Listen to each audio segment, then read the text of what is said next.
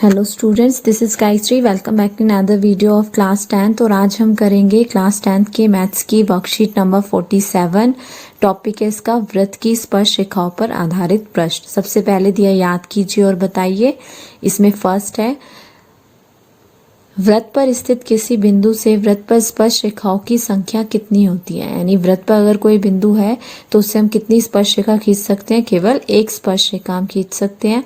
Second है, वृत्त की स्पर्श रेखा वृत्त को डैश बिंदु पर स्पर्श करती है, तो ये वृत्त की जो स्पर्श रेखा होती है वो वृत्त को केवल एक ही बिंदु पर स्पर्श करती है। थर्ड है, वृत्त के बाह्य बिंदु से वृत्त पर बनी स्पर्श रेखाओं की लंबाइयां डैश होती हैं। तो कोई भी वृत्त के बाहर एक बिंदु है और उससे हम वृत्त पर स्पर्श रेखाएं खींचते हैं तो उनकी लंबाइयां क्या होती हैं, बराबर होती हैं। इसके बाद हमें वर्कशीट में क्वेश्चंस दिए हुए हैं। फर्स्ट क्वेश्चन करते हैं, चित्र में सी वृत्त का केंद्र है, एम का मान हमें ज्ञात करना है। तो यहाँ पर ये जो चित्र दिया हुआ है, डायग्राम दिया हुआ है, इसमें हमें एम का मान निकालना है और हमें एंगल बी ए डी जो है वो एम डिग्री दिया हुआ है और एंगल बी सी डी जो है वो 3m डिग्री दिया हुआ है। अब जैसा कि हम जानते हैं कि जो चतुर्भुज ए बी सी डी होता है उसमें जो सामने के कोण होते हैं यानी अपोजिट एंगल्स होते हैं वो क्या होते हैं, उनका सम 180 डिग्री के इक्वल होता है। यानी कि सम्मुख कोणों का जो योग होता है वो 180 के बराबर होता है। और जिन कोणों के दो कोणों के योग अगर 180 डिग्री के इक्वल होते हैं तो हम उनको क्या कहते हैं, वो संपूरक कोण के युग्म होते हैं। तो इसी तरह से ये जो हमें डायग्राम है इसमें एंगल बी ए डी और एंगल बी सी डी क्या है, सम्मुख कोण है चतुर्भुज के, तो इनका जो सम होगा वो किसके बराबर होगा, 180 डिग्री के। तो हमने यहाँ पर लिखा है angle B A D plus angle B C D is equal to 180 degree. क्यों? क्योंकि ये क्या है, संपूरक कोण है। अब बी ए डी हमें यहाँ पर दिया हुआ है एम डिग्री और जो बी सी डी है वो हमें दिया हुआ है 3m डिग्री। तो इन दोनों का जो जोड़ है यानी जो योग है वो किसके बराबर होता है, 180 डिग्री के। अब 3m में हम 1m जोड़ेंगे तो हमारे पास क्या आ जाएगा, 4m। और ये 180 जो है इसको हम ऐसे लिख लेते हैं, तो यहाँ से m बराबर कितना आ जाएगा, 180 और 4 ये इधर गुणा में इधर आके भाग में हो जाएगा, तो हो गया 180/4। 4 से 180 को आप काटोगे तो क्या आएगा, 4 चौक 16, 2 बचेगा हमारे पास, 4 पंजे 20। तो m की वैल्यू कितनी आ गई, 45 डिग्री। अब क्वेश्चन नंबर सेकंड है। क्वेश्चन नंबर सेकंड में दिए गए चित्र के लिए x का मान ज्ञात करना है जहां j वृत्त का केंद्र है। तो ये जो हमें फिगर दिया हुआ है इसमें GH और GI क्या है, दो स्पर्श रेखाएं हैं जो एक ही बिंदु G से वृत्त पर खींची गई हैं, जो कि H और I क्या है, इसके स्पर्श बिंदु हैं। अब हमें जैसा कि पता है कि जो स्पर्श रेखाएं होती है कि बिंदु से वृत्त पर खींची जाती है वो लंबाइयां उनकी बराबर होती है। तो हम जानते हैं कि वृत्त पर किसी बाहरी बिंदु से खींची गई स्पर्श रेखाओं की लंबाइयां बराबर होती हैं। तो इसलिए GH जो है वो किसके बराबर होगा, GI के। अब GH हमें कितना दिया हुआ है, x प्लस 10 दिया हुआ है और GI कितना दिया हुआ है, 2x माइनस 1 दिया हुआ है। तो हम दोनों जो वैल्यू है उनको पुट कर लेते हैं। अब इसमें हम x वाली जो टर्म्स हैं उनको एक तरफ कर लेते हैं और बिना x वाली को एक तरफ, तो x इधर रह गया, 2x को हम इधर लाएंगे इक्वल टू से, तो ये क्या हो जाएगा, माइनस के 2x हो जाएगा, उधर प्लस के हैं तो इधर आके माइनस के, और इसी तरह से इधर -1 है और ये +10 इधर आएगा तो -10। अब प्लस माइनस माइनस हो गया, x में से 2x माइनस करेंगे तो -x आएगा, और माइनस माइनस प्लस होता है तो 10 में एक हम प्लस करेंगे, कितना आएगा, -11, साइन माइनस का आएगा। तो माइनस से माइनस कैंसिल हो गए तो x की वैल्यू हमारी कितनी आ गई, 11। अब क्वेश्चन नंबर थर्ड है, उसमें दिया हुआ 6 सेंटीमीटर त्रिज्या वाले वृत्त पर दो स्पर्श रेखाएं एक दूसरे के साथ 120 डिग्री का कोण बनाती हैं। सिद्ध कीजिए कि स्पर्श रेखा की लंबाई कितनी है, 2√3 सेंटीमीटर है। तो हमें क्या बोला है कि एक वृत्त है जिसमें दो स्पर्श रेखाएं हैं और जो वृत्त है उसकी त्रिज्या है 6 सेंटीमीटर और जो दोनों स्पर्श रेखाएं हैं वो आपस में एक दूसरे के साथ जो कोण बना रही है वो 120 डिग्री का है। तो हमने यहाँ पे डायग्राम बनाया हुआ है जिसमें P पॉइंट से PA और PB दो स्पर्श रेखाएं हमने खींची हैं जो वृत्त पर बिंदु A और P पर उसको छूती हैं, और जो OA और OB है वो वृत्त की त्रिज्याएं हैं और त्रिज्या हमें कितनी दी हुई है, 6 सेंटीमीटर। तो अब हम लिखेंगे P कोई बाह्य बिंदु से वृत्त पर दो स्पर्श रेखाएं दी गई हैं और एंगल APB जो है वो कितना है, 120 डिग्री है। अब हम जानते हैं कि PA जो है वो PB के बराबर होगा क्योंकि बाह्य बिंदु से खींची गई स्पर्श रेखाएं बराबर होती हैं। साथ ही OA जो है वो लंब है AP पे और OB लंब है BP पे, क्योंकि ये भी हम जानते हैं कि त्रिज्या और स्पर्श रेखा एक दूसरे पर लंब होती हैं। अब हमने रचना इसमें क्या करी है, O से हमने P को मिला दिया। अब ये दो त्रिभुजों में बट गया हमारा चतुर्भुज OAP में और OBP में।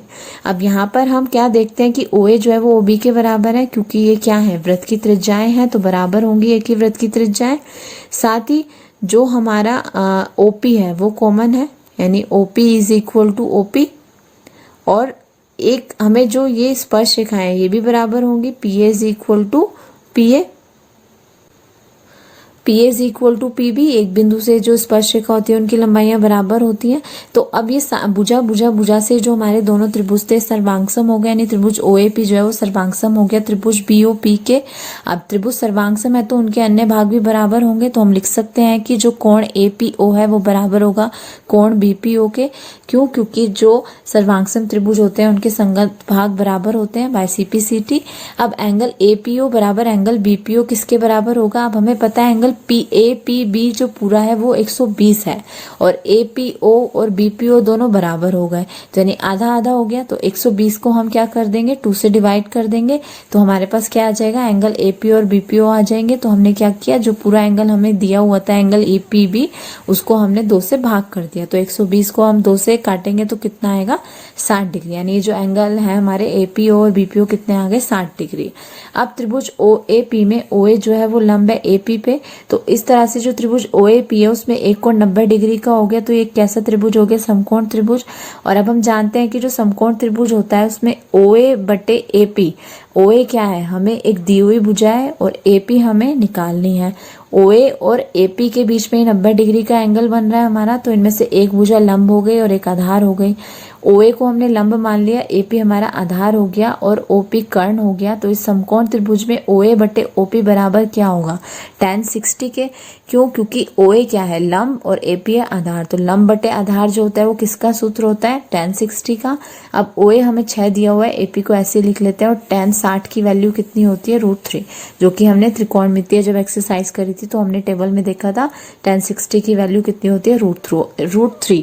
अब इसके नीचे 1 लेके हम इसको क्रॉस मल्टीप्लाई करेंगे, तो 6 को 1 से गुणा करेंगे तो 6 आएगा, और AP को √3 से करेंगे तो √3 AP।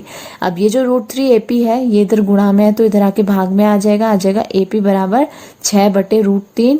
और अब हम इसको परिमेयकरण कर देते हैं, √3 से ऊपर और √3 से नीचे गुणा करेंगे तो हमारे पास क्या आ जाएगा, 6√3 बटे 3, क्योंकि नीचे √3 को √3 से करेंगे तो क्या आएगा, 3। अब 3 से 6 को काटेंगे तो 3 एकम 3, 3 दूनी 6, तो हमारे पास क्या आ गया, 2√3, और यही हमें सिद्ध करना था।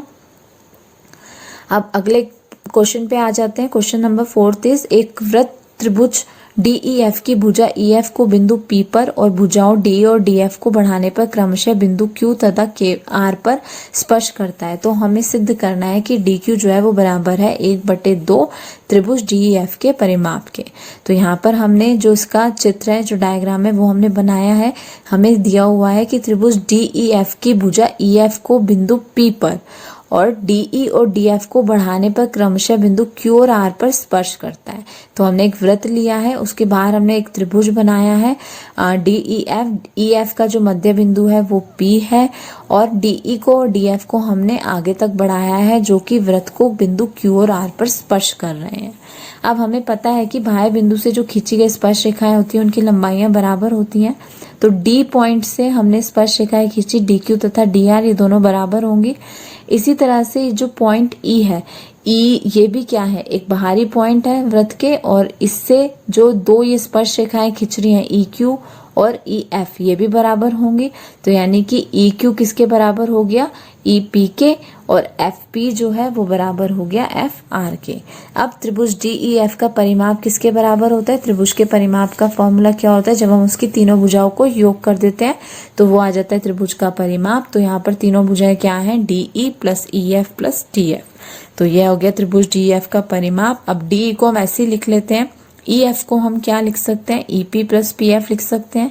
इसी तरह से DF को हम क्या लिख सकते हैं, ये जो पूरा DR है इसमें से हम FR माइनस कर दें तो हमारे पास DF बच जाएगा। अब DE + EP, अब हम देखते हैं कि DE + EP जो है, DE और EP, अब EP को हम किसके इक्वल लिख सकते हैं, हमें पता है EP = है एक EQ के, तो हमने EP के जगह पर EQ रख दिया और PF को ऐसे ही रखा। अब DE और EP को हमने एक ब्रैकेट में रख लिया और PF को अलग कर दिया, plus D R minus F R. अब डी आर जो है वो किसके इक्वल है, डी क्यू के। ऊपर हमने अभी लिखा था क्योंकि स्पर्श रेखाएं बराबर होती हैं एक बिंदु से, तो हमने डी आर की जगह डी क्यू लिख दिया और एफ आर की जगह एफ पी लिख दिया। तो अब हम यहाँ से देखते हैं, एक एफ पी, पी एफ या एफ पी एक ही बात है, तो पी एफ से ये एफ पी कैंसिल हो गया, एक प्लस में और एक माइनस में।